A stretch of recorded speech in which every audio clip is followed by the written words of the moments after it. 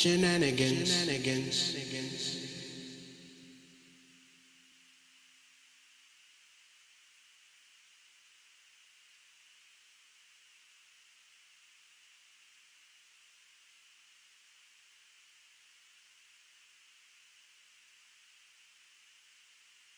Truth, lies, shenanigans. Truth, lies, shenanigans.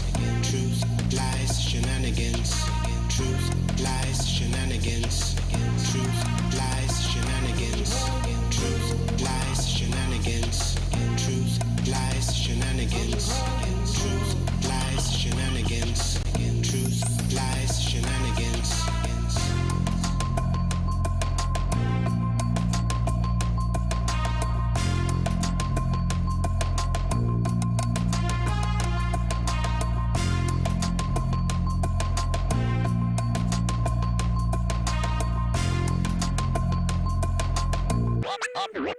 Oh yeah!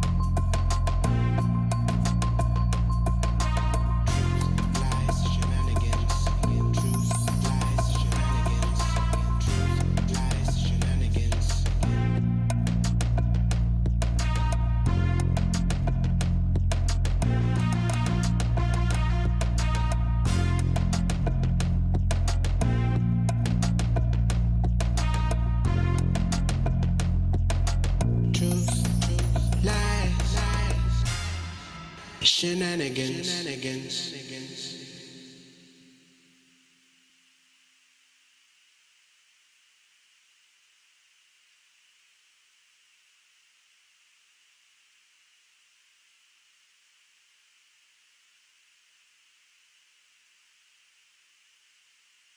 Truth,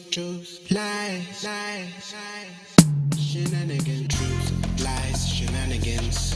Truth, lies, shenanigans. Truth, lies, shenanigans. Truth, lies, shenanigans. Truth, lies, shenanigans. Truth, lies, shenanigans. Truth, lies, shenanigans. Truth, lies, shenanigans.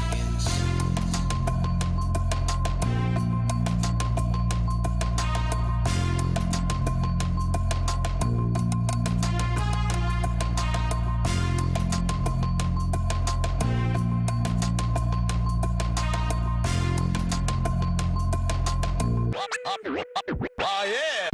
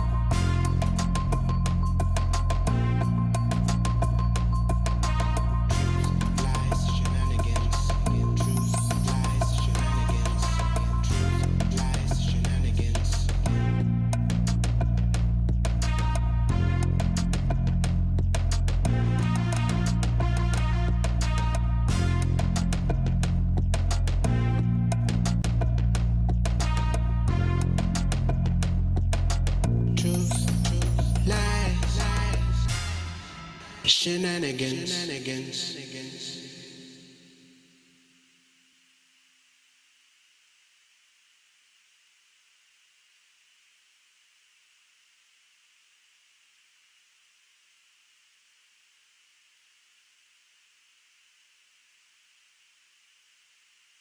Truth, lies, shenanigans. Truth, lies, shenanigans. Truth, lies, shenanigans. Truth, lies, shenanigans. Truth, lies, shenanigans. Truth, lies, shenanigans. Truth, lies, shenanigans. Truth, lies, shenanigans. Truth, lies, shenanigans.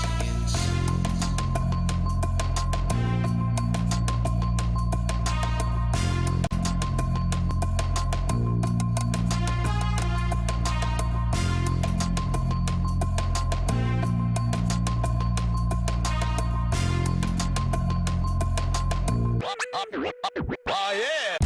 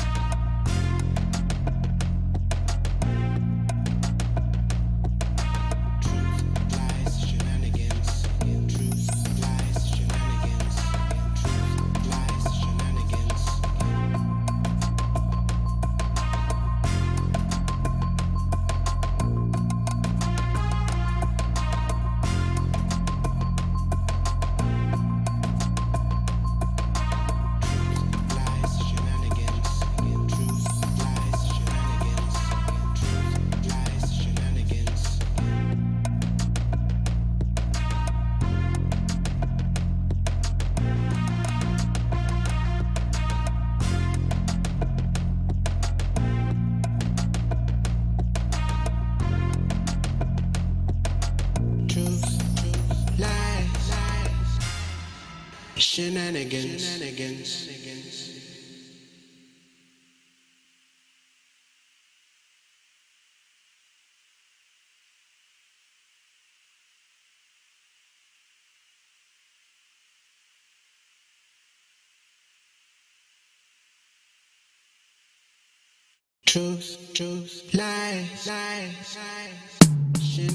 Truth, lies, shenanigans.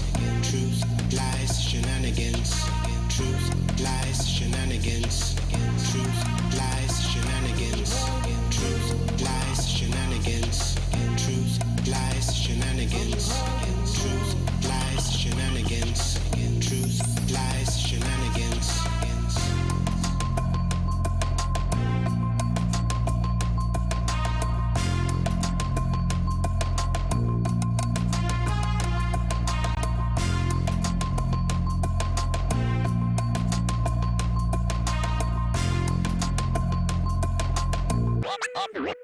Oh yeah.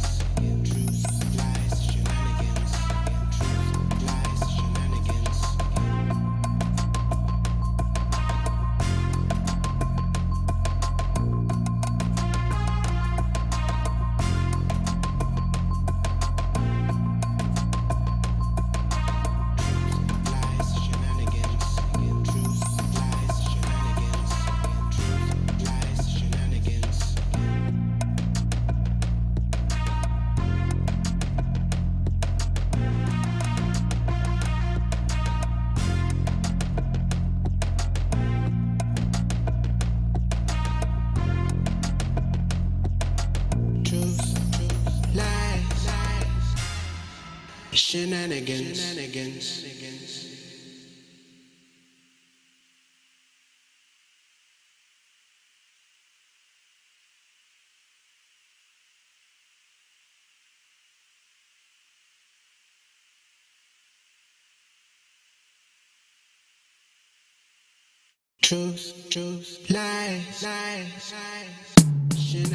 Truth, lies, shenanigans. Truth, lies, shenanigans. Truth, lies, shenanigans. Truth, lies, shenanigans. Truth, lies, shenanigans. Truth, lies, shenanigans. Truth, lies, shenanigans. Truth, lies, shenanigans. Truth, lies, shenanigans.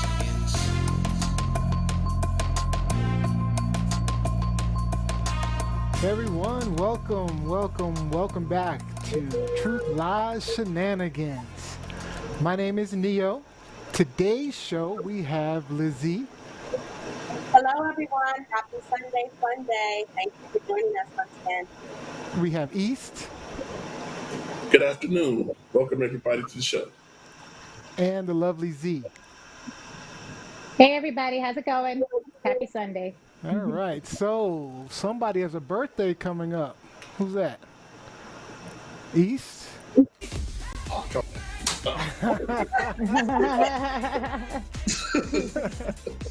When's your birthday? the 30th. The 30th, a couple of days from Ah, now. fellow Cancer. What's up? What's up? That's right. Happy Granted my Happy nature. birthday. So we had a Thank you, birthday thank you. theme on the last show, so we're gonna continue that birthday theme today. So so we have a really good show today. We're gonna be talking about what exactly is black. We're also going to be talking about some masks and people not wearing their masks. And then we're going to revisit an old topic about rehoming adopted babies. So it should be a pretty interesting conversation today. All right. So what is Truth, Lies, and Shenanigans all about? It's about us sharing our truth with you and calling out those lies out there, pointing out the shenanigans going on. And on this show, we definitely try to have some fun with shenanigans of our own. So it should be a really good show. Remember, the show is not pre-recorded. This is a live show because we want to talk with you and not just to you. Looks like we fixed our widget problem, so we should be able to see your posts and comments online. So go ahead and post, and we'll try to call some of those out. All right, let's start out with some shout-outs. What do we got? Shout-outs? Anybody got any shout-outs today? I'll start with these. Who you got? Shout out Carla for all the support and keeping the children calm. All right, and then Lizzie. I want to shout out to the School of the New York Times. They are knee-deep in their second session for the summer. I will be joining them for session 3 next week. So, woo, please support us. All right, and Z. Anybody want to shout out? I want to give a shout out to the LGBTQ community. Happy Pride.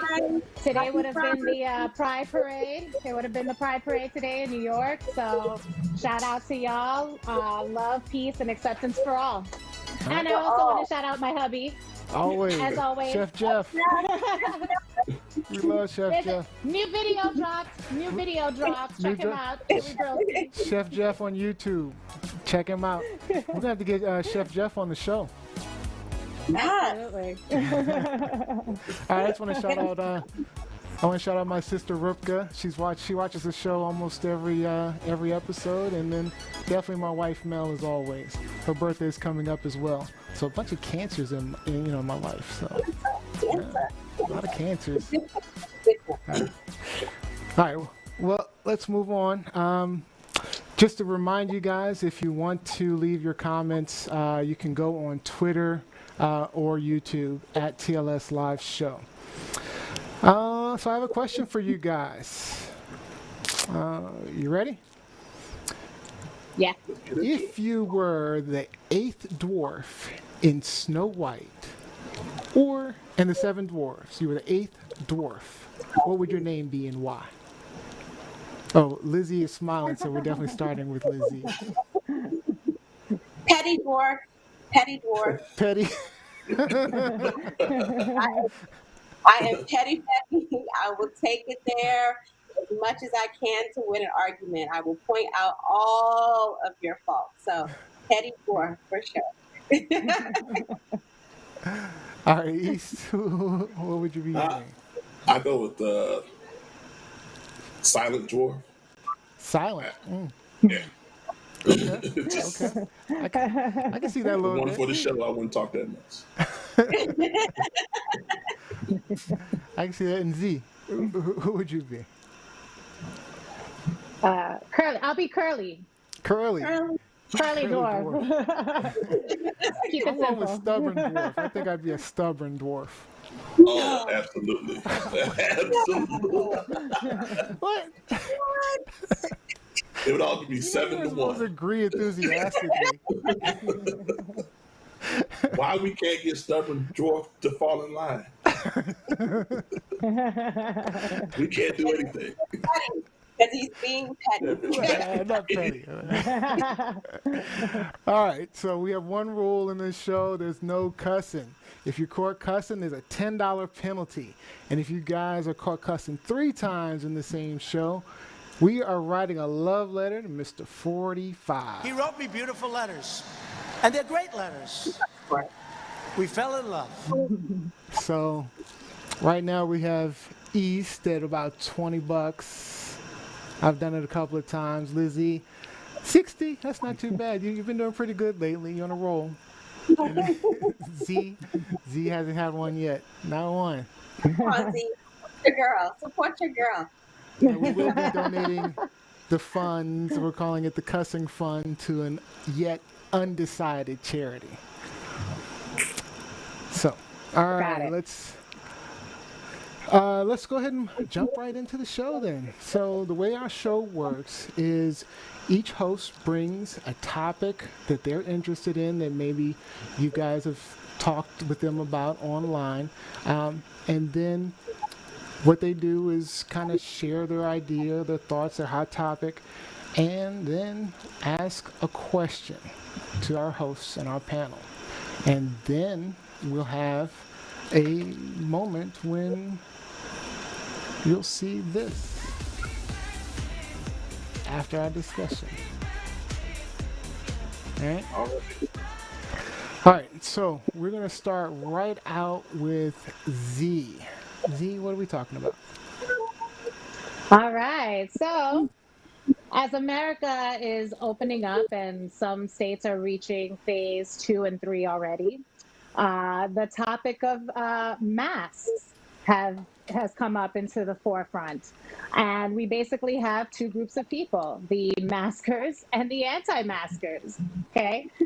We've heard excuses from the anti-maskers ranging from, it's too hard to breathe, it's poisonous because you're breathing in your own carbon dioxide, they need to have fresh air, like other body parts need fresh air, it's their constitutional right to not have to, wear a mask. I don't wear a mask for the same reason I don't wear underwear. Things gotta breathe. Girl, ridiculous.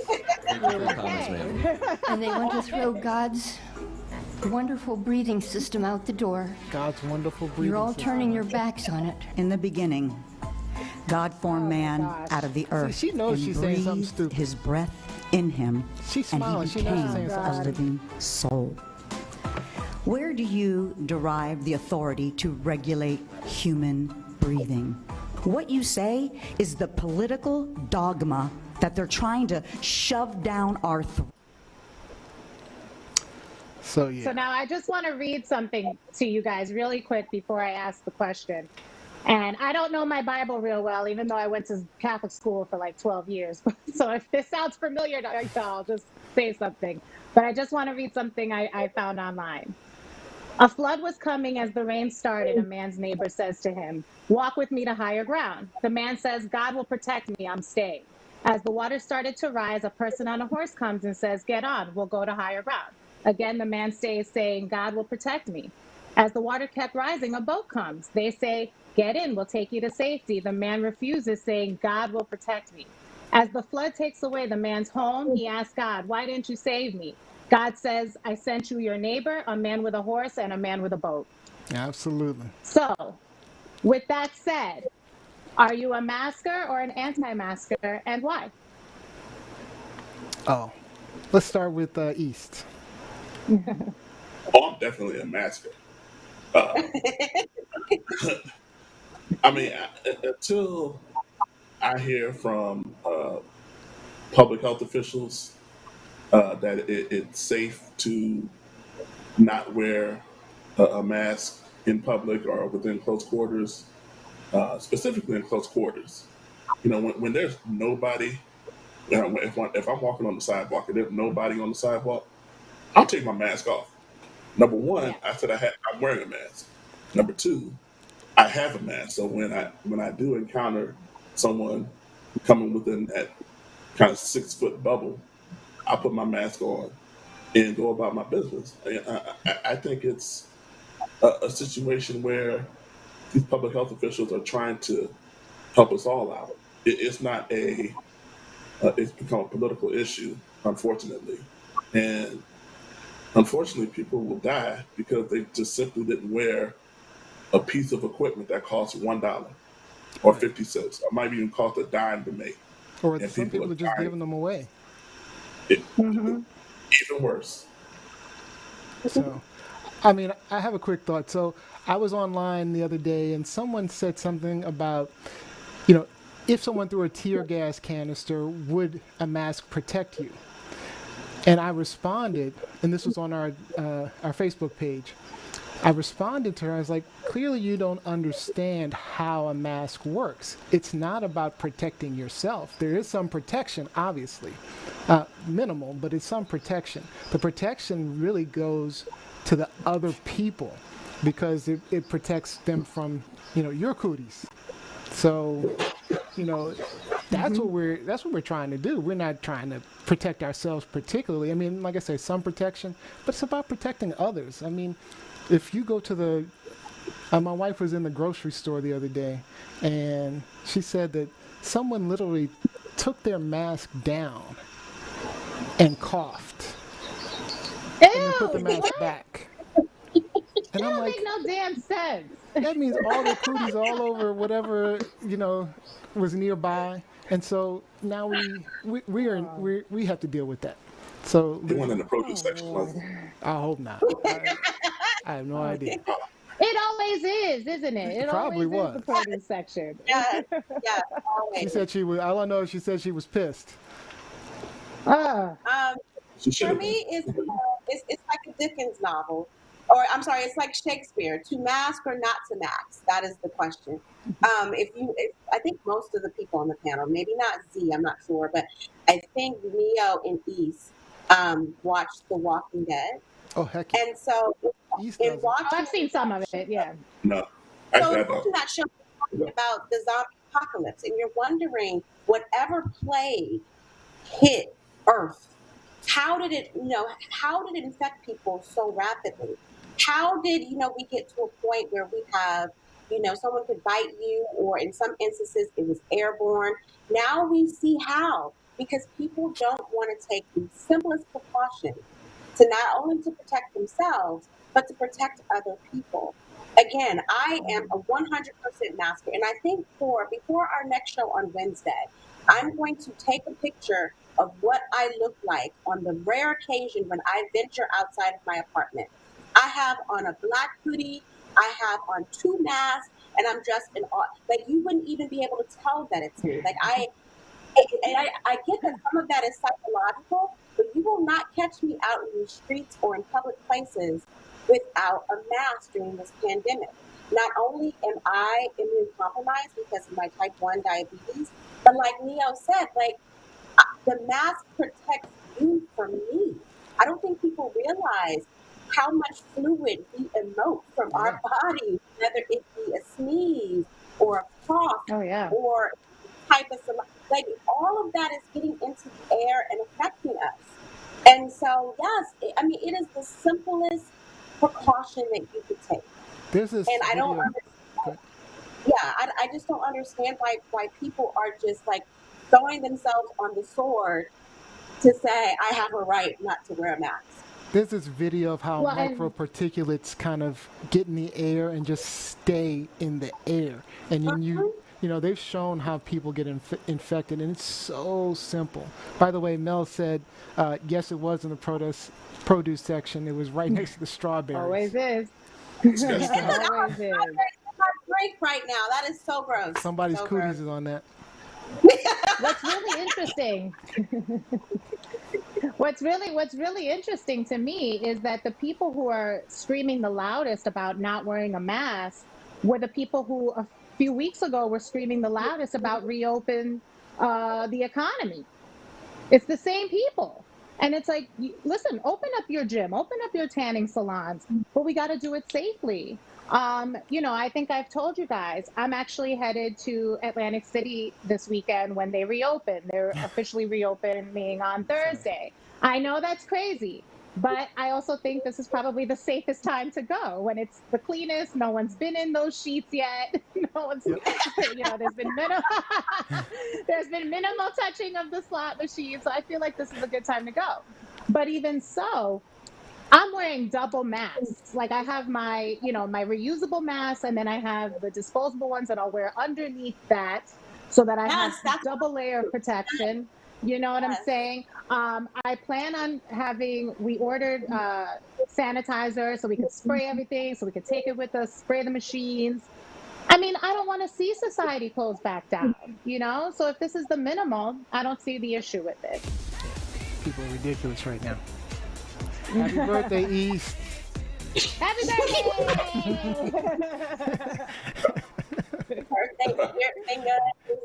I just want to point out some comments online. So we have Reuven saying, if it doesn't affect them personally, they typically don't care. So until it affects them, they're just not caring. Kevin made me laugh. Sorry. But he said non-maskers still ate crayons in 2nd grade. And he also, glue. Crayons and glue. Crayons and sniffing. Yeah, sniffing, huffing glue paint in the garage. He also said land will be cheap in Florida, which most likely. Hey, true that. Let's not talk about Florida right now. Yeah, maybe not. Maybe no Florida. All right, so let's move on to the next topic. So, before we moved on to the next topic, we did want to show this video. Have a quick conversation about that. This Bama. I can't breathe. I can't breathe.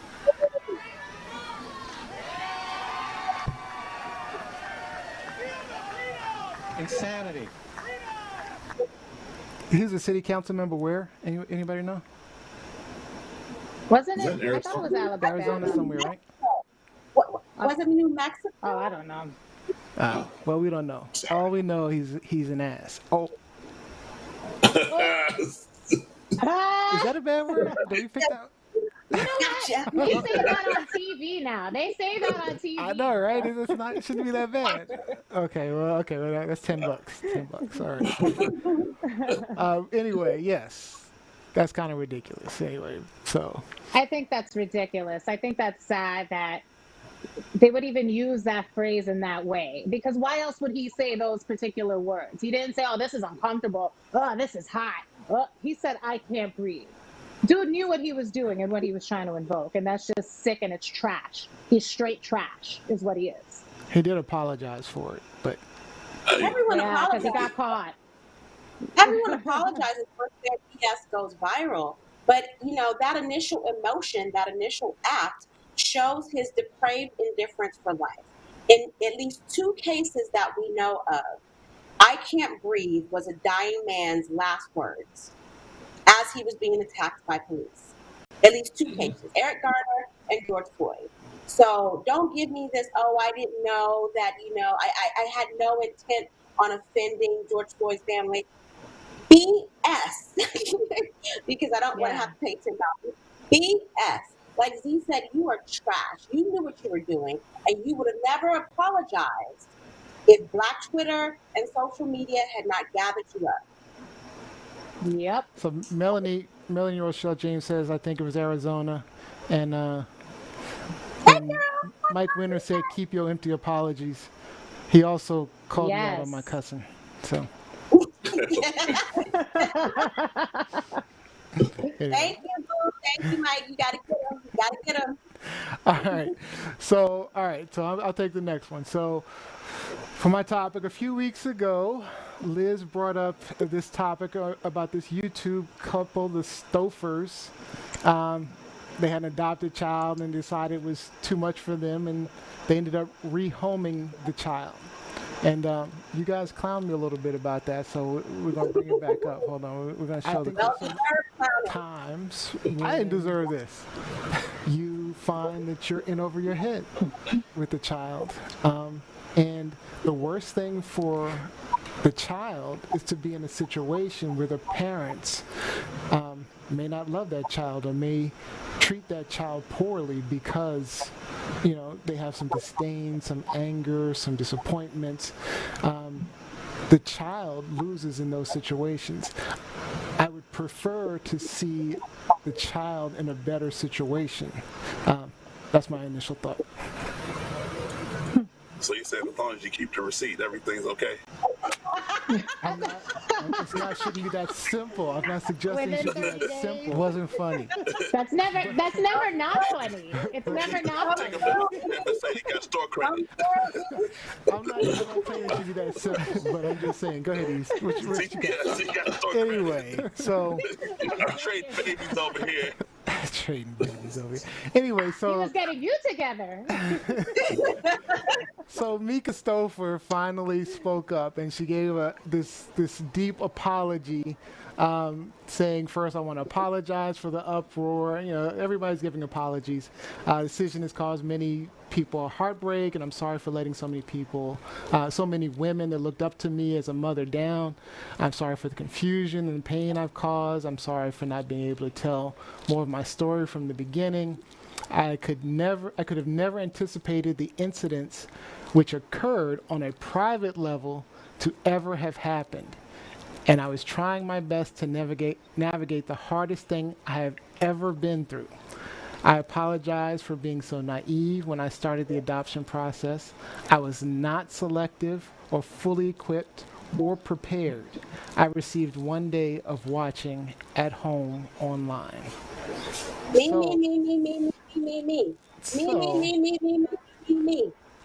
And I want to just reiterate one thing about that clip. So I was talking about the importance of the welfare of the child. Okay, I was not trying to say you should just be able to easily give up children, but if you have a parent that's not a good parent and doesn't want the child for the best interest of the child, I believe that the child should be taken out of that situation. With that said, so my question to you is, do you still feel that children should, or do you still feel the same you felt before? Just remind us with how you felt before. Lizzie. About this particular mother, yes, and you can even see it in her apology. It was all about her and her feelings and her emotions and what she went through. And I didn't understand her point when she said, I wasn't selective. Like, what does that mean exactly? Did you not get an opportunity to just go in and be like, I want that one. That's the one that I want. And I think we need to take into consideration that this was an international adoption. This was a child that was adopted from China. And so for all of the channels that they went through to get this child to come to America, I don't think they did their due diligence in terms of research. I don't think they did their due diligence in terms of seeking out help for this child. And when people started to question and ask, well, what happened to this young man? He just disappeared. And they wouldn't tell authorities anything. They not only did not tell the adoption agency where the young boy went, but they wouldn't tell the authorities. They're like, oh, it's private. We're not going to disclose that information, which made them look suspect. This little boy, I believe, is 3 years old and is on the spectrum. He has autism. He has sensory issues. He has behavioral issues. But she put it out there in the public sphere that he decided he wanted another family. I'm like, at 3? You have a child that's on the spectrum that is going through all of these issues, and you mean to tell me at 3, he was like, yeah, I don't want to be here. Again, BS. This was all about, in my opinion, her inconvenience. And I don't think she did due diligence in trying to see how this child could be taken care of. And on top of that, she didn't alert the authorities and give them proper information about where he went. For all we know, he could have been dead and buried. And I take offense to that. I take offense to that. All right, East. Has your mind changed? No. Oh, okay. My sentiment after reading that was it's still, if I remember correctly, to me it's still a child welfare issue because we don't, as Lizzie stated, we don't know, or the authorities don't know what happened to that child. No, apparently If he since then he's at the time that was the case, but since then the okay, authorities are aware of where he is. And okay, that's because of all right, media. That's because of social media. They would have ridden off into the sunset and not said anything if this story had not been blown up in the public sphere. Sorry, East. Go ahead. all right. I think thanks for that because until that point, until all the media outcry and the public outcry, if the Stoffers were a different hue of people, um, they would have been investigated. They would have had every uh, abbreviation in terms of law enforcement up there behind until they found this child, and that's kind of the issue with the inequalities within the system. They're celebrities. They went abroad. They got this child. I'm like, oh. She said, oh. I don't know what to do. I only had, but she said she only had 1 day of training. I, I think get she out got of an hour. here, man. Like it's ridiculous, and it cheapens the adoption process for those who are really about helping kids who have special needs. It cheapens the process, and it kind of gives adopted parents the thought that if it happened to the Stofers, then I can do it too. If I get a child that I can't handle, I'll take him back too, or take her back too. So Z, before I go to you, I want to ask East a question. I mean, so do you think the problem is more along the lines of we need to fix the adoption process? I mean, that's my first thought, is that we need to address the adoption process as opposed to the parent that is struggling when they find themselves in those situations. It feels like the problem is the adoption process itself. Z, if you want to go ahead. I actually think it's a social services problem because, just as parents who adopt may have difficulty dealing with a child with disabilities, so would a natural parent, just the same. So just like we can't expect, the natural parents to just give up their child because of something like that, we have to give the same, resources and support to adoptive parents, you know what I mean? So I think it's more of a social services issue because I don't think that people who adopt should get to shop for children.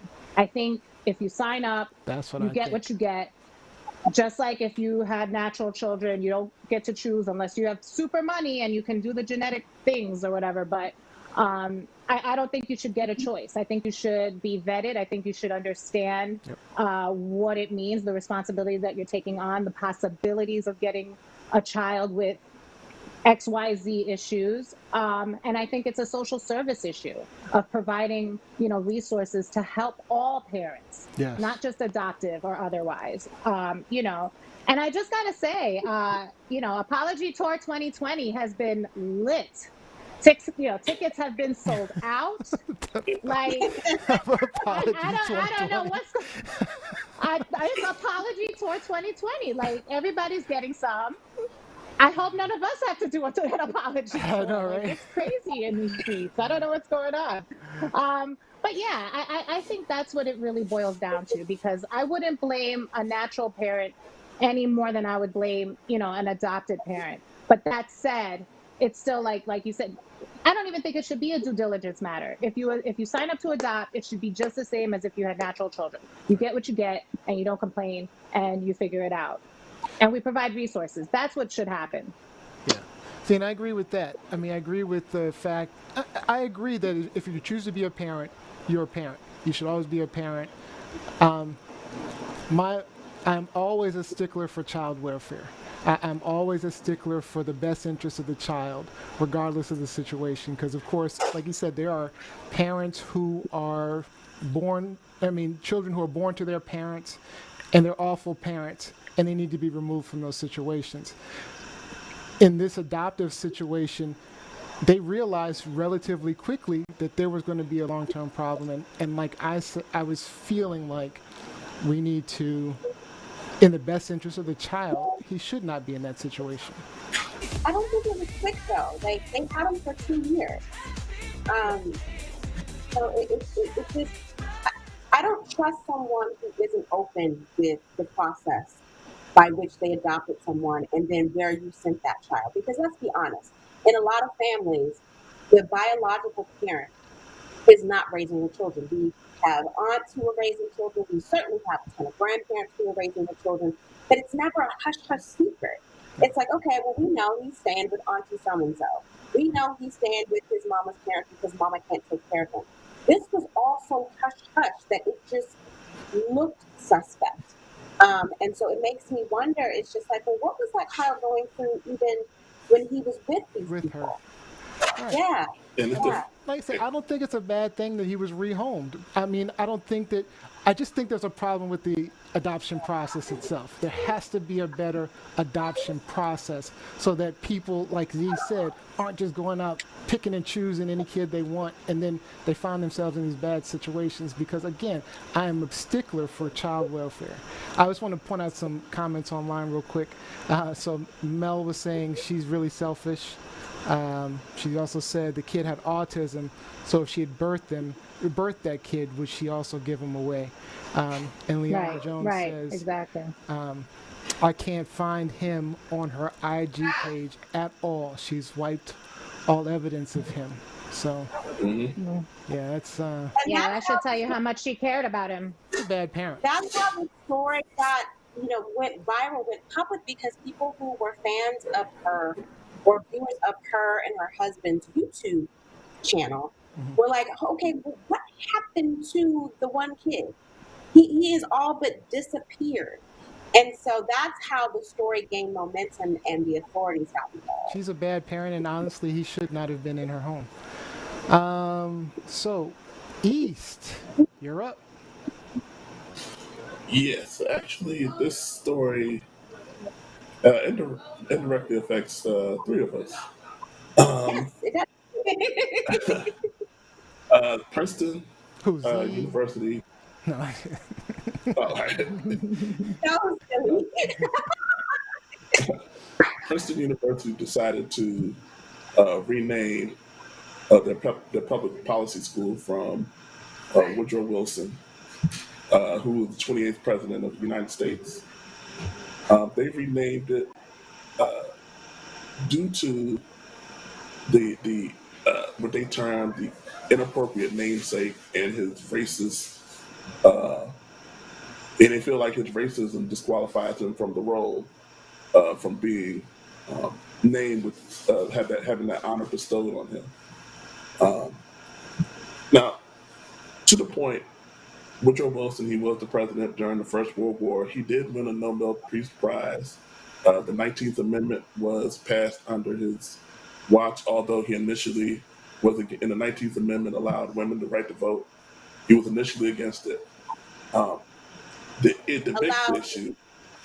Allowed white women. Oh, white women. Good point. Yeah. Good point, Lizzie.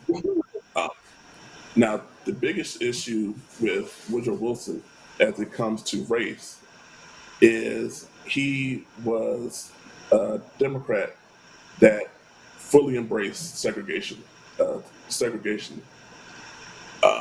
He promoted segregation within the federal government. There were black workers that were in the federal government, and they were demoted because Woodrow Wilson instituted the policy of segregation. And also, too, one of the worst things that he did was he screened a movie called Birth of a Nation in the White House. And I don't know if everybody knows what Birth of a Nation is. I'm not talking about the 2016 Birth of a Nation with Nate Parker. I'm talking about old school 1915 Birth of a Nation, blackface, subtitles, the whole bit. I'll play the video if you like. All right, yeah. This is in the movie, to be concise, the movie depicted the Klan as saviors of American society, and it depicted, I believe, every negative stereotype of Black people they could. Um, this was the period is short is Reconstruction after the Civil War, and at that time there were a number of Black politicians, and so part of the movie, I think this is in the clip. Part of the movie was that they depicted the Black politicians as lazy, shiftless, drinking Yep. during political arguments. Um, they also want to show the Black men, especially, as threats. They want to show them as threats and to white women, and they want to show them in kind of animalistic postures. Um, it's really hard. It's horrible. And this man screamed it at the White House, Woodrow Wilson. Um, and So, it's his presidency did a lot to keep or push Black people back, metaphorically, to the back of the bus. Uh, the period after the Civil War, Reconstruction, Black people were making strides, especially in the South. And this is the worst scene when the woman uh, jumps off the cliff instead of being, you know, allegedly attacked by the Black man. yeah. So, well, okay, I'll ask you what you And I guess, and the question is, not just for the graduates of Woodrow Wilson Senior High School, but for all four of us, um, would you have any issues with changing the name? So can I start real quick? Mind if I start? Sure. All right. So I had no idea until recently how horrible Woodrow Wilson actually was.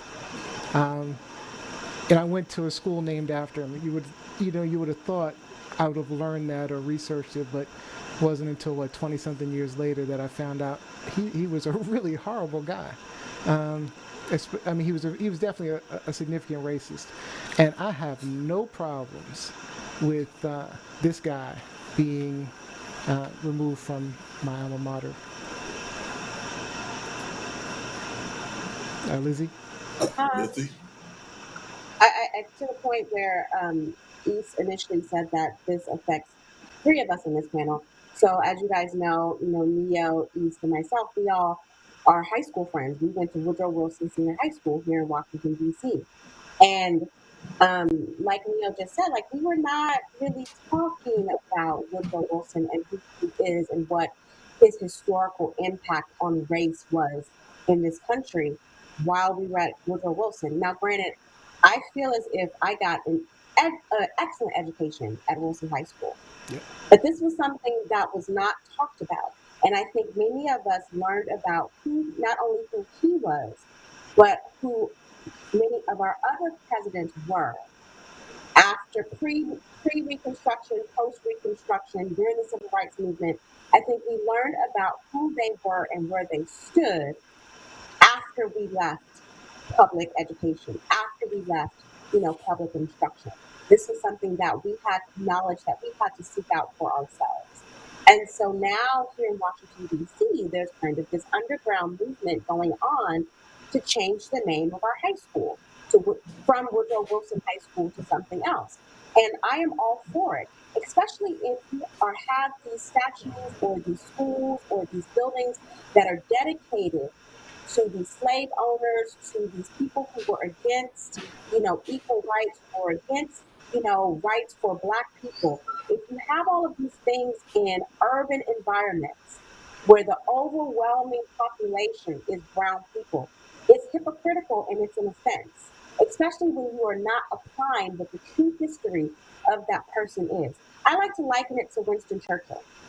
We all think when we learn about Winston Churchill and about, world wars and about what he did for Britain or whatever, everyone, hails him as a hero. However, Winston Churchill was a certified racist. He not only hated, black people or people from Africa, but he also hated Indian people, people from India. He set out on a plot to destroy their population. So I think we need to really go back and re-examine about who we are celebrating in this country. That's not to say that we shouldn't have conversations about Woodrow Wilson, that we shouldn't put him in a museum and give people information about who he is. But there shouldn't be, not in Washington, D.C., the nation's capital, there should not be a school, a high school, named after him. It's like Trump. Trump High. High schools. No Trump high schools. Z, do you have any thoughts on this? No, I listen. I agree with all of you. I think when you erect a statue, when you commission a painting, when you name a building after a person, you are glorifying them. Yes. You are putting them on a literal pedestal. Yes. And you're saying that what they did was awesome. It was all right with me. We're going to celebrate it till the ends of time. And that's ridiculous. Because as we know better, we should do better. And we know better now.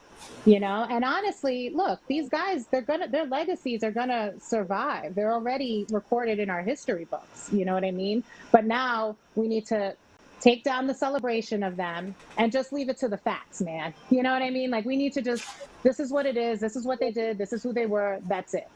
Yep. I'm sick of these people all being made into celebrities. The ironic thing is when we attended, they celebrated the international flavor of Wilson. It was all we had. That's a very good They point. celebrated the Asians, the Latinos, the African Americans, Africans, all races, and all types of ethnicities. One of the most diversified schools in the city. One of the most, if not the most diverse school in the nation's capital, which is the antithesis of what this man was about. So, I mean, it's been a debate, and it's picked up steam, of course, more recently because of everything going on. But it's well overdue. It's long overdue. At this point, it's like, who needs to have the honor of a high school named after him, him or her, at this point? Because Wilson it shouldn't be Woodrow Wilson Senior High School anymore.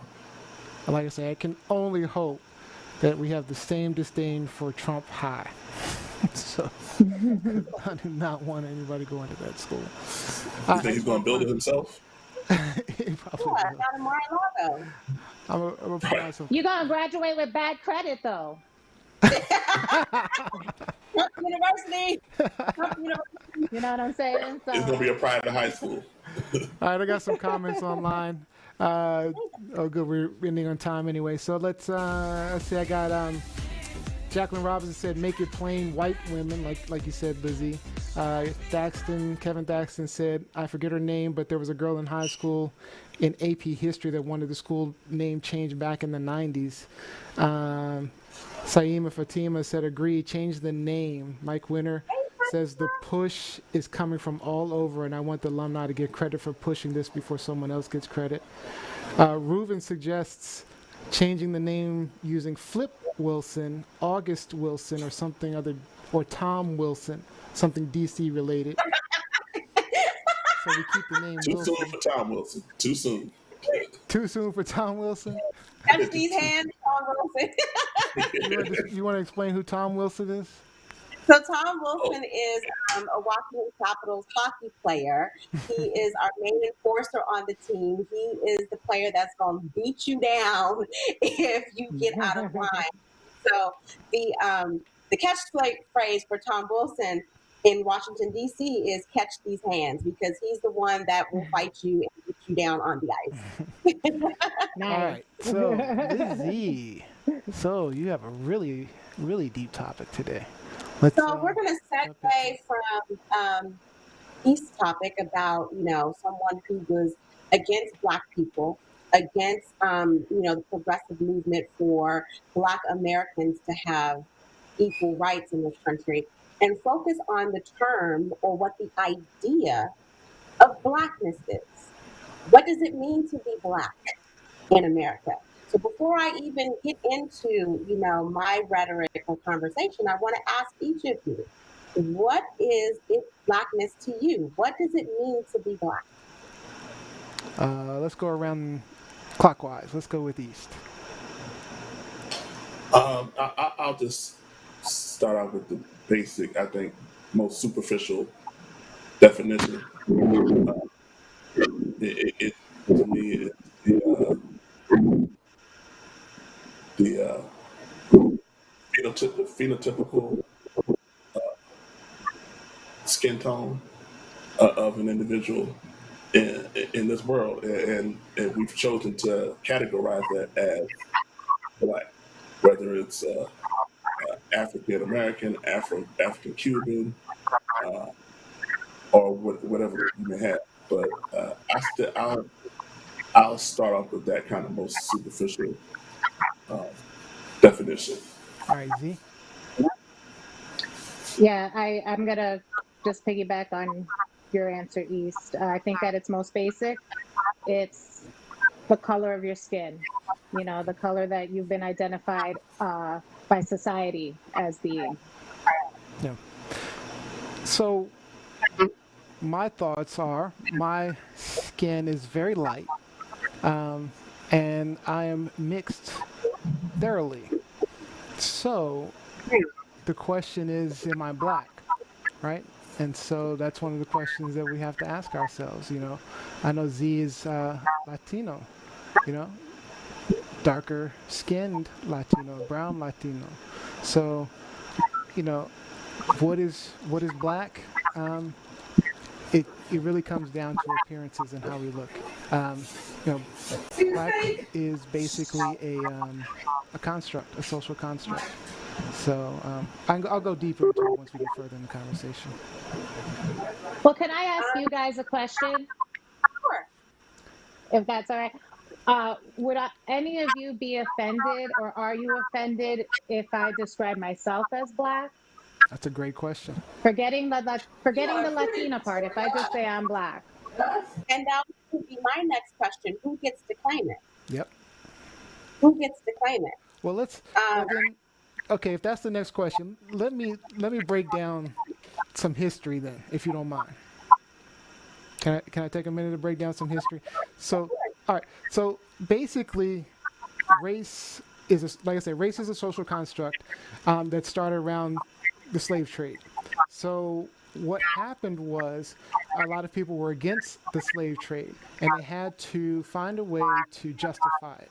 And the only way they could justify the slave trade was to make black people and also Indians, when they tried to make them slaves, different and less than white people, to make them make white people superior to blacks and Indians. So they had to create a definition for that. So they started systematically over time creating blacks as inferior, so that they could continue to justify slavery, slave trade, even to the point of when you talk about calling them three fifths of a person for voting back then. I mean, and then it's been systematic over time, degrading what a black person is.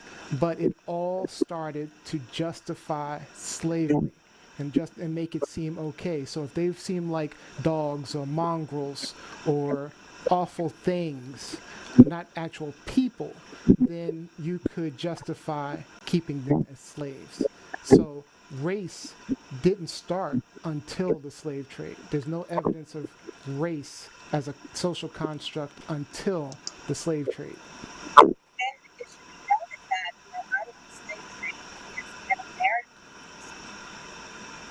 Lizzie, it's hard to hear you. Did something happen with your mic? I think so. Can you hear me now? It's a little bit better. Now? Yeah, much better. Thank you. So I was just saying that not only is it a social construct in the slave trade, but it's an American social construct. One that brought us the idea of the one drop rule. And the one drop rule started in the South, where, the Southern establishment decided that if you had one drop of Black blood in your system, regardless of your skin color, regardless of your pedigree, your heritage, if you had one drop of Black blood in your system, then you were Black. And so as Black people, that gave the idea that we were stained. Yep. We were part of this stain. And so that's over the years that, it went from the one drop rule to the brown paper bag test to all of these ideas that we have in the Black community about who is Black, how Black are you, who gets to claim Black, and then what do we do with people who don't claim Black. And so the whole point of this conversation for me started, I think Z and I were talking during an after show thing about Black Latinos and how we are judged, on the surface, but also about how Blackness is not only perceived in this country, but also outside of this country, because it's a totally different ballgame when you get out of the United States of America. Blackness is different in the Caribbean, it's different in Latin America, it's different in Africa. But first of all, they don't have the one drop rule in these other countries, in these other continents. They certainly don't have it in Africa. Okay. But we have decided South as Africa, there's some, but that's all part of colonization. But even in South Africa, the breakdown is a little bit different. Like it's colored, it's Black, it's white. Whereas here, again, it's that one drop thing. Like, doesn't matter what your color is. If you have a drop of Black blood in you, then, at one point in this country, legally, you were considered to be Black and you were judged accordingly. That's why you had so many light-skinned Black people in the South who were passing for white, because they did not want to be judged by the Black standard in this country. But let's be clear on one thing. I just want to jump. So let's be clear on one thing. So when we say Black and white, it is strictly a visual thing. It's not based in heredity. It's not based in genetics. It's not based in nationality. It's not based in anything except how you look. But go ahead. And that's where I identify.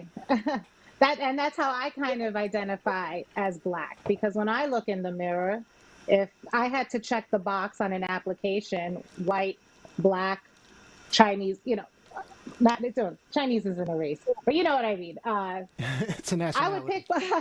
It's a nationality, exactly. But if I had to pick white or Black, I'm obviously not white, because just by what Lizzie just said, I have obviously somewhere I have at least a drop of Black blood. Okay, now whether that Black blood came from Africa, the Caribbean, I don't know, but all roads kind of lead back to not white, in other words. And that's the whole point of race. It was really to create a superior race or superior people, and only being white people. And then you had everyone else. And that was the intent of, the development of race itself. But I even kind of disagree with your point, Neil, a little bit, because I think it goes beyond the color of one's skin.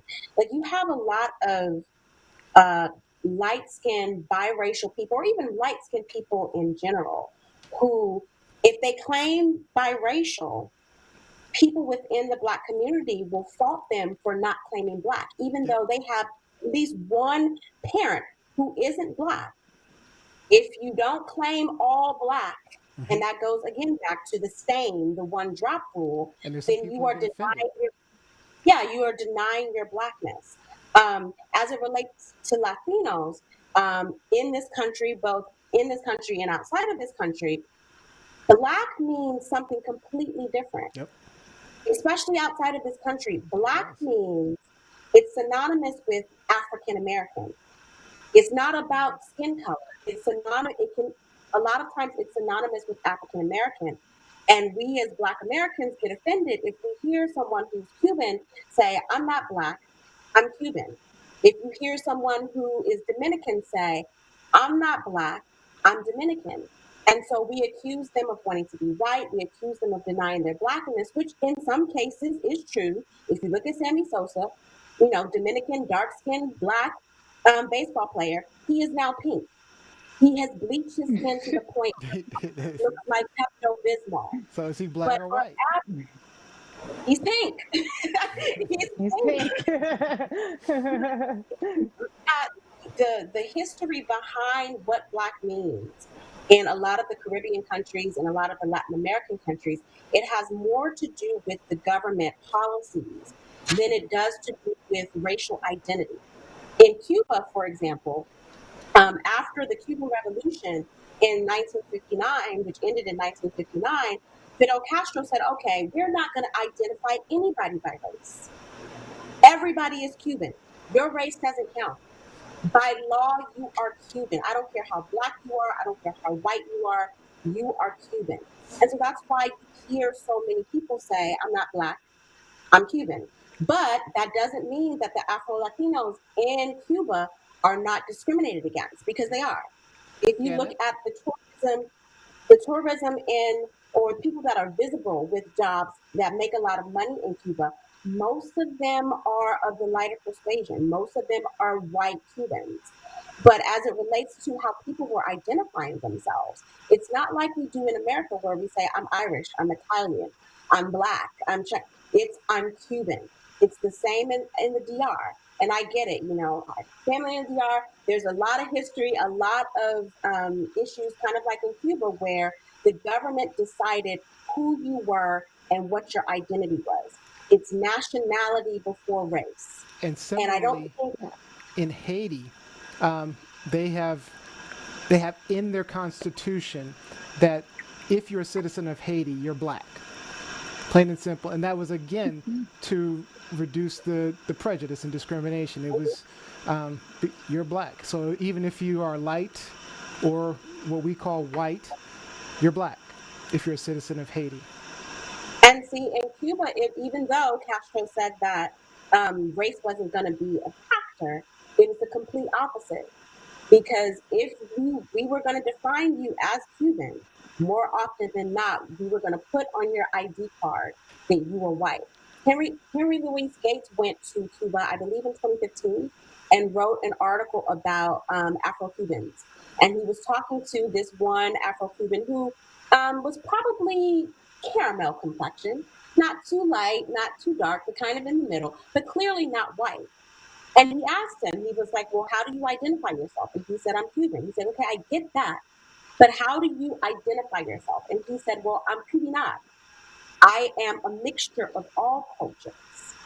And so he was like, okay, but how do you see, what does your ID say? And he pulled out his ID, and the ID, his government ID said white. Even though he did not have white skin, it said white. And so this is stuff that's being handed down from the government in a lot of these countries. So I want East to get in here. We had a discussion a few weeks ago on a previous episode talking about the census.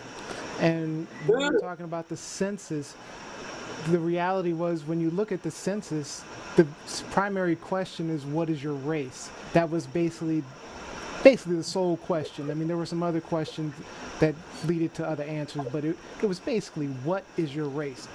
East, did you have any thoughts on this? No, just to, I'm interested in terms of going forward. What would it take to break down or eliminate? Are we at a point now where we can have a discussion about eliminating the category of race? Yeah. Or how far are we away from eliminating that as a social construct? Yes. I guess. Like, no more Black Americans, white Americans, maybe Irish Americans, maybe Cuban Americans. If you can trace back your ancestry, Nigerian American, or I just wonder how far are we away from getting away from the construct of, okay, you're Black, you're white, because like Neil said, this was strictly a tool. It was strictly a tool designed against one particular party, Africans, or people of African descent, to keep us a step behind or 10 steps behind. So with this basically almost month-long reckoning of race, are we at a point, or how far are we away from the point of saying, okay, well, can we, at what point can we eliminate race? It's so sad that it's like so ingrained in the American society and psyche. I mean, it's so ingrained where we teach our kids. Like I say, even the census itself, the only question was race. Can I just say? No, go ahead, Z. Oh, go ahead, Lizzie. Oh, I was going to say in the conversation that go ahead, Z. in the conversation that Lizzie and I had offline about this in preparation for today's discussion, one of the first things that I said to her was, I don't want to be identified as a race. I don't like it. I don't like the question. I feel like it's just another character trait, like, oh, you have more melanin than I do, or I've hated it. I don't want to identify. I hate it. I want, if I have to identify as anything, I was, I want to identify as loud. I want to identify as silly. I want to identify as, if I have to pick something. Okay, yes, a Panamanian Colombian American. Yes. Because I am proud of my heritage and my nationality. But I agree with you, East. Like, can we stop this basicness of identifying ourselves and each other by color? And that's been the crux of some of the discussions that Lizzie and I have had. That's been my thoughts on that as well. But Lizzie? I was just going to say, on the census, there is no room for someone like Z or someone even like myself to, truly identify, because it specifically says Black, not Latino. So it is not including Afro-Latinos, people who are Black but also have a Latin heritage, a Latin culture. You are either this or you are either that. But to answer East's question, I think we are a long way off. Long way. Because colorism runs rampant, not just in America, but specifically the Black community. It runs rampant. If you are, again, the color of a brown paper bag, or lighter than a brown paper bag, or you have hair of a certain texture, Black folks looking at you want you to break down how Black you are, what you are mixed with. Yep. Where's your mama from? Where's your daddy from? But then why are you so light? Why is your hair so curly? Why is it so straight? Why don't you have 3C, hair? Like, it's become an obsession almost. You just can't represent yourself as Z or Liz E. You have to explain and prove how Black you are and if you are authentic. And so until, even as a community, we start to embrace all colors of Blackness and where we came from, I mean, it's going to be a very long time before we get over this issue and expect other people to see us as, one as well. Yeah. I have a quick question. There's not these shades of white on the white side, is there? No. Like, you're a little too olive, or you're a little too, too white. There's none of that on that side. Why do we judge ourselves and each other so harshly when it comes to pigmentation? Because it is, as you know, Lizzie, it's in the Latino community, it's in the Black community, it's. But it's so ingrained from slavery and passed down through generations to Blacks. And part of it is, to be honest, it's so hard to get rid of it because we are held down. Right now, if there were superiority, you have whites here and you have Blacks trying to get up here. But how do you bring that group who's been held back so long for centuries up without promoting the fact that you are Black and saying, hey, Black people need to come up? How do you get them to the same level without saying, hey, there's this group who happen to be black that need to come up. So it's a double-edged sword. We want to get rid of it, but then how do we label ourselves in a way we can identify as those people that need, to be brought? Representation. I think there needs to be more representation in public. Thank you. One of the things I saw recently is about how natural hair is coming back in a big way, but in public platforms, especially with Black reporters refusing to straighten their hair anymore, relax it, any of that. They're wearing their natural hair because they're like, there's nothing wrong with this. Why is this not professional? That's another racial construct right there. Is someone judging the texture of your hair for it not appearing to be as a white person's is? So I think that's one way that we battle this. So we're out of time, but we can continue the conversation. Let me get some of these questions, some of these comments in. So we've got Damaris saying, at the end of the day, my sister, no more melanin. The no more melanin you have, the worse you get treated. Skin lightening, and then Jacqueline said, I'm hearing some feedback, by the way. Jacqueline Robinson said, skin lightening creams are very prized in India. Saima Fatima, skin whitening things are prized all over South Asia. Mike Winter said, we ain't there yet until people don't have a knee-jerk reaction to me based on my beautiful brown skin. That's awesome. Yes. He also said, it wasn't just for slavery that race exists. It was for a caste system, which is very true, actually. So that poor Irish people who were brought as indentured servants wouldn't band together with the dark people. So that was a part of it as well. He's right. I got a couple more comments, so I'm going to let you guys address them. We got Fred Hargrove says, yep, that's you, loud, talking about Z. Ah! Oh, shush, Fred. Reuben Gorin probably made the best statement in my mind. Well, something that I was thinking is, so are you saying everyone should just be called American as opposed to African American, Latino American? That was a thought I had. Let's stop there. Actually, we have Jeff Brilski, Chef Jeff. Wish we could all just be the human race and one people regardless of color, which I agree with. Aw, heart. That's my boob. Z, did you want to respond to any of those real quick?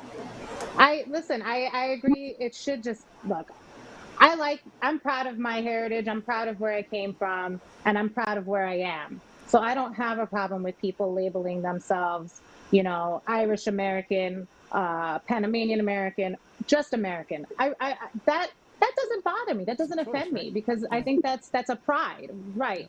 I don't see where there's pride in the color of your skin. That's gross.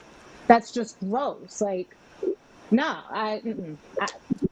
get rid of it. Human race.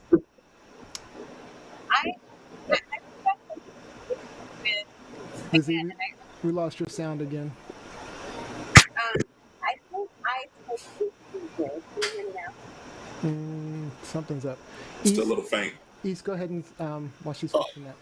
Just real quick, because going back to your point, Neil, on slavery, psychologically speaking, from our standpoint, there's a lot that we need to deconstruct and reconstruct from a psychological standpoint in terms of one of Z's point of like natural beauty. Like we just can't. For years, we used to just kind of slap a black face on white people's sense of beauty.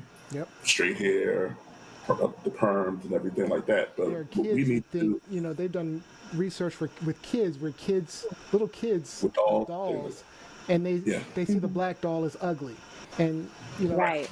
So you have to counter. There's a lot of things we need to unlearn and then kind of learn as a people about what maybe not proper social contact, that's not the right term, but just like you said about beauty education, intellect. Just because I'm a darker skinned person, some people might stereotype me as unintelligent or, can you understand what I'm saying and things of that nature. That's By the way, where you're that comes from. beautiful and Why very do you think intelligent. that? You're beautiful and very Right. intelligent. So. So, but that's what, psychologically and that's going to take a lot of time, to unlearn and that what happened during slavery. That's going to take a number of years. Yeah. Lizzie, last thought. I just want us to get, as Black people, as people in the Black community, I want us to get out of the habit of questioning people's Blackness and having people try to prove how Black they are.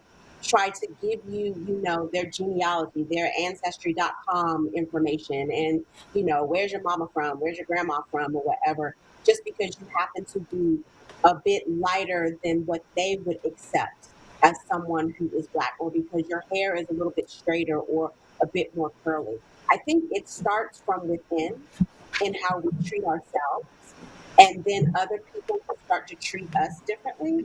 But I mean, I've had, and again, I am not mixed by any stretch of the imagination.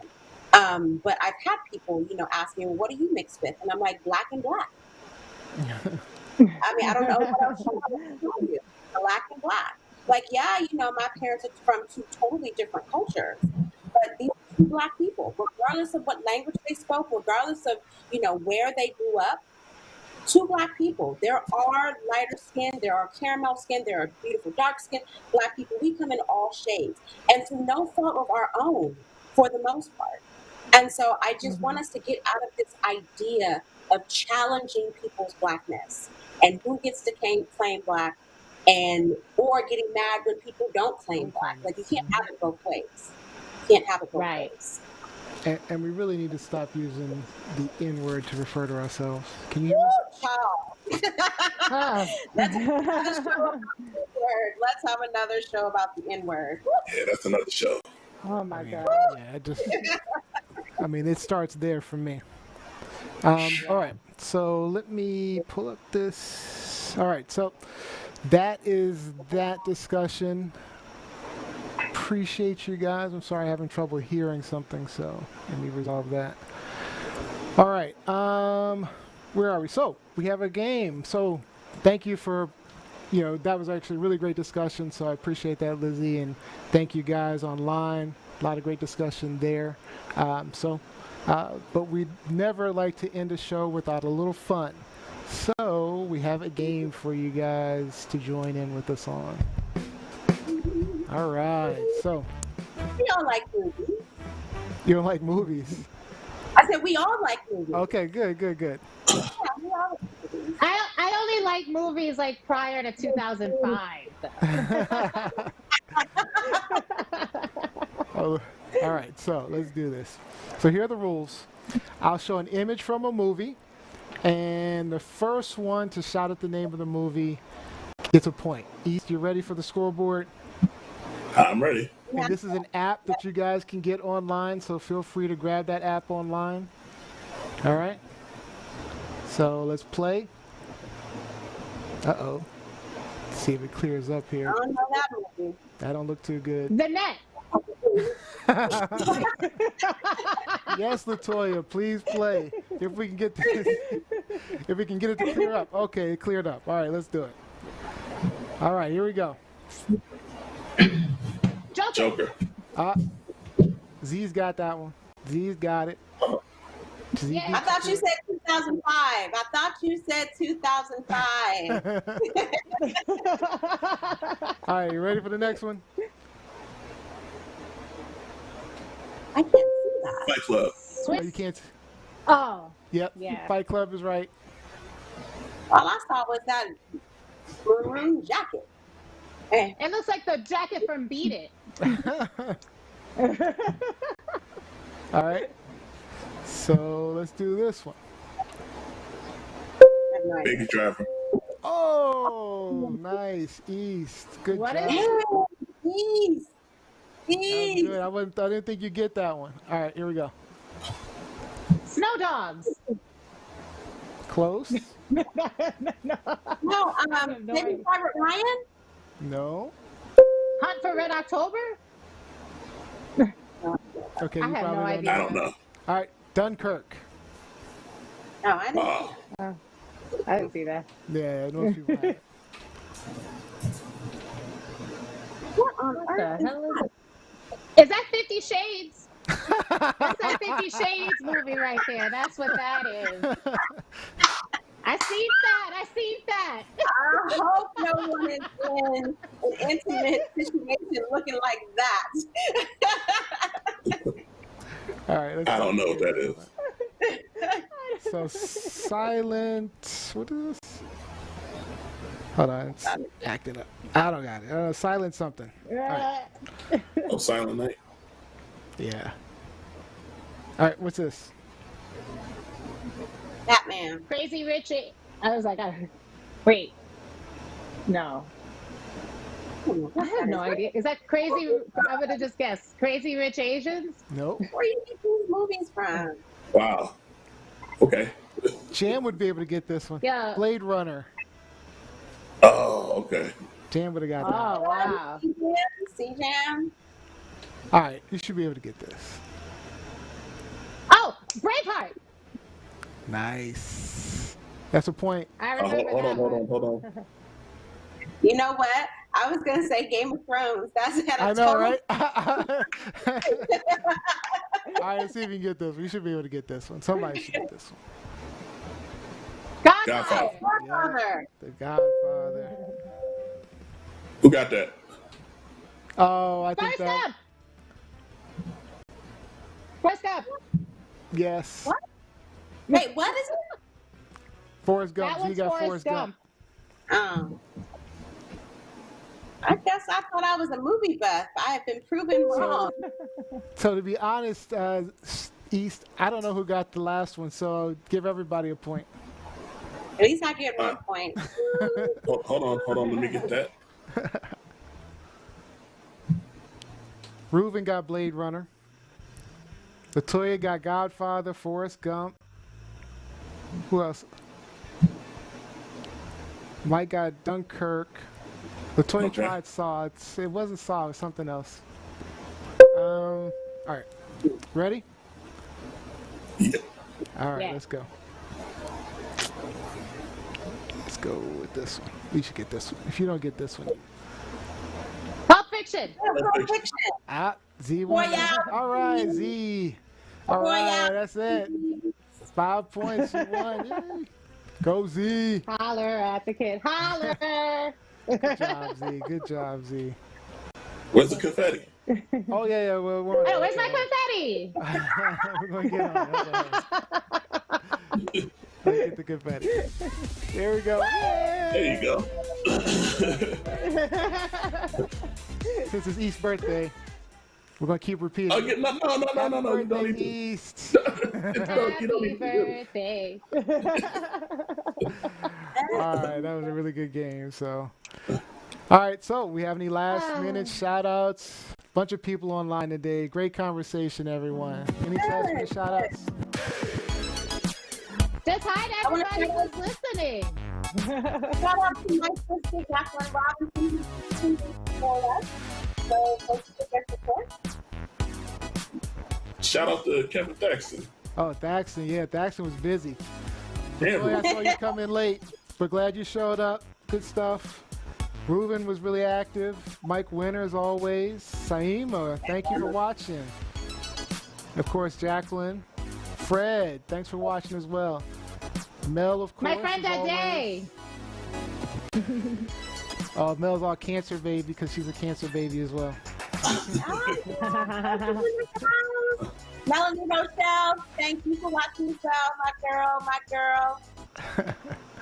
All right, so that's our show. I'd like to thank you guys for joining us. We hope you had a really good time. We hope you maybe gained a new perspective, learned something. Don't forget to like, follow, subscribe at TLS Live Show or www.tlslive.show. We love seeing all the great discussion on the Facebook page as well. So a lot of discussion there. Most of that is coming from Lizzie. She's our social media guru. So make sure you're commenting and everything online. All right, and we'll see you Wednesday, 8 p.m. And we'll have some new faces that day, so make sure you check us out because Z's going to be away, East is going to be away, so we'll have some new faces. All right. And one final shout out to Jam. We'll see you soon, brother. All right, and Z, you get the last word for today. Wear your damn mask. I don't want to go and get shut down again. Wear your damn mask. That's right. Yes. Wear those masks, people. Wear those masks. How you really feel about it? I'm just saying. And love everybody, people. Love everybody. All right. Thank you guys for joining us. We'll see you later. All right. Peace out.